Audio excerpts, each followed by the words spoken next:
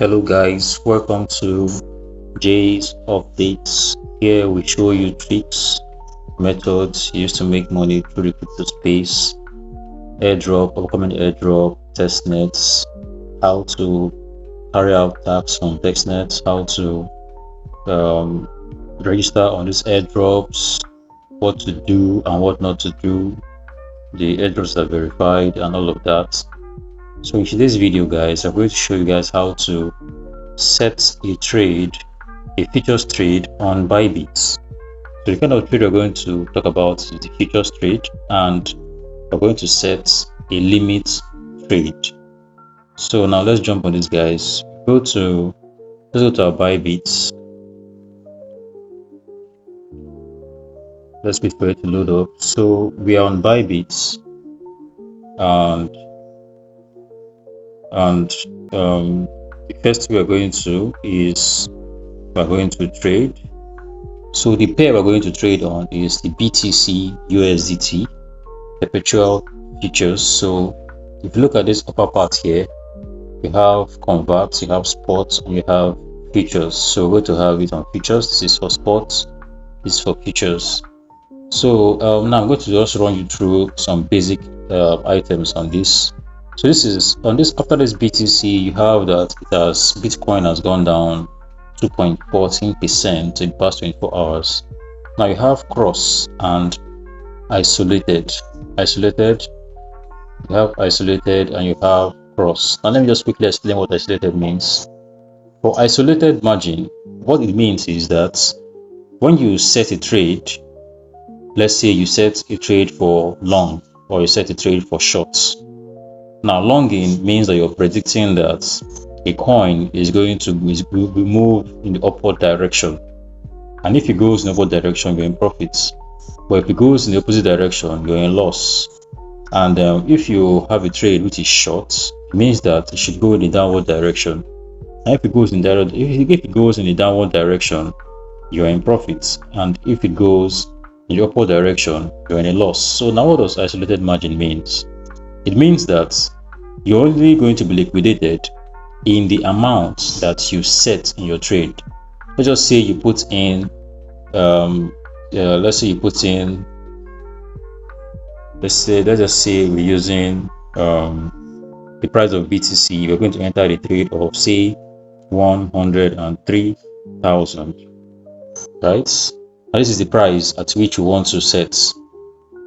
And then other value, let's say since we're leveraging at 100x, let us say we can use like maybe $1, that is 150 USDT. So the actual cost we're going to use here is 1.14. You get it? Out of so this 1.14 we're going to use, that is actual cost they are charging from our accounts. So if you get liquidated, let's say we long this trade. If we long this trade and it goes in the reverse direction, we get liquidated. We are going to only be liquidated in the amount of $1.14, right? That's what isolated margin means. So, but if we have it on cross margin, these settings are the same, but we have an available balance of $21.56 here, right? So if we set it to a long, even though we have $150 here, which is the equivalent of 1.14 based on our leverage of 100x, right? If we get liquidated, it means that to be liquidated, it's also going to run down the available balance we have. That is to say that to liquidate this trade, our 21.56 will turn to 0. So I would advise that if you're a beginner in the crypto space for trading, it's advised that you don't use cross, you use isolated margin. But if you're an expert like Baba for the boys, you can then use your cross margin, right? So how it works is that by the time you have 1.14 in the trade, when you start losing, let's say the trades are going in the reverse direction, it takes from your available balance to keep the trade afloat, right? It does that until it gets to a price where maybe the market recovers and then the trades are going according to your own prediction. But if it continues to decline, that is, you continue to run a loss, it continue to take from your available balance to keep that trade afloat. Now that trade becomes afloat until your available balance turns to zero, and then your trade liquidates. So it's a very risky process, but then it is what it is. If you're an experienced trader, you can use the cross margin, and if you're a beginner, I advise you to just use the isolated margin. So that's that for the cross and isolated. Now let's talk about the leverage. You have 1, you have 10x, you have 100x. Now if you look at it, they say the high leverage increases liquidation risks. Please adjust your leverage. That is to say that the higher your leverage, the higher the rate at which you get liquidated if the trade goes against your prediction. So I'm going to put it at 100x because I know what I'm doing. So yeah, that is that. So we have here, we have the limits, we have markets, we have conditional, we have chase limits, we have scale, we have to above iceberg. We're only going to be concerned with limits and markets.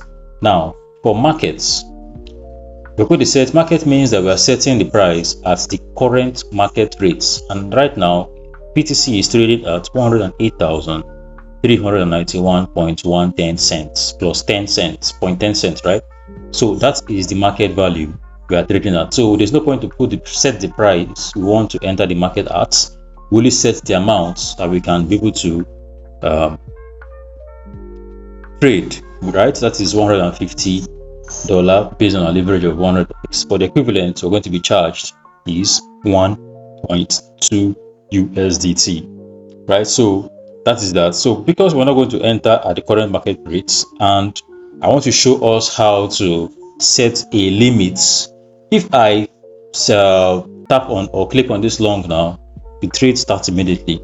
If I click on short, it starts immediately in whatever direction. Long means that we have 108, it will go higher than that, and short means that we have 108, it should go less than that. But this video is all about setting a limit trade in futures trading, right? So let us go back to limits. So in this limit, we're going to set our price. So let's say I have a signal ready, and I will just go along with that.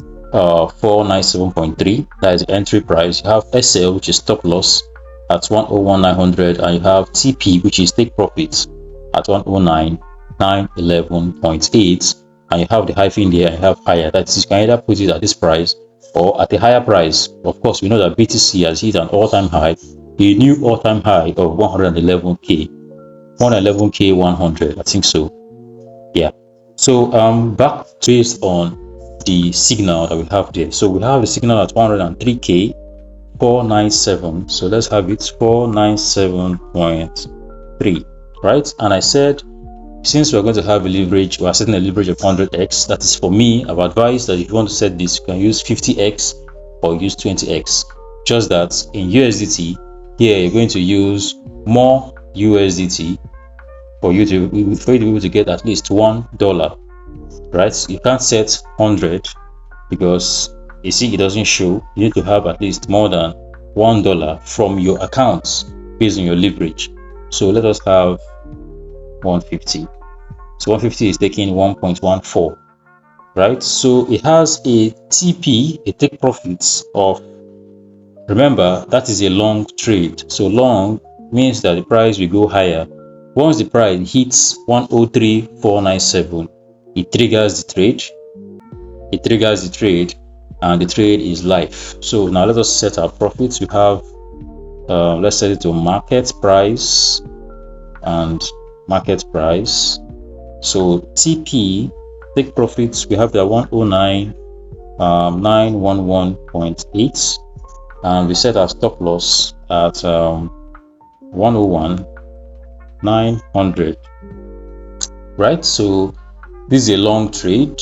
That is, we are saying that by the time the price hits 103,497.30 cents, the trade should start. And when it starts, if it goes in the opposite direction, that is, if it goes downward, until it hits 101,900, the trade should close, and we're going to lose $1.5973. On the other hand, if or when the trade triggers, if it triggers eventually and it starts moving in our direction as we predicted, this trade is saying that by the time it gets to 109, once it gets to 109,911.8 thousand dollars, the trade should close, and when it closes, we'll be at a profit of 6.4145 USDT. So now let us have it there long. So you see, because the trade has not been triggered, it is still in order. If it has been triggered, you have it in position, right, and not in order. So guys, that's all for this. If you find this video of any value, please do share, like, subscribe, ask your questions in the comment section, and I'm willing and happy and very much excited to reply to all your questions. So for now, that's all. See you in the next video, guys.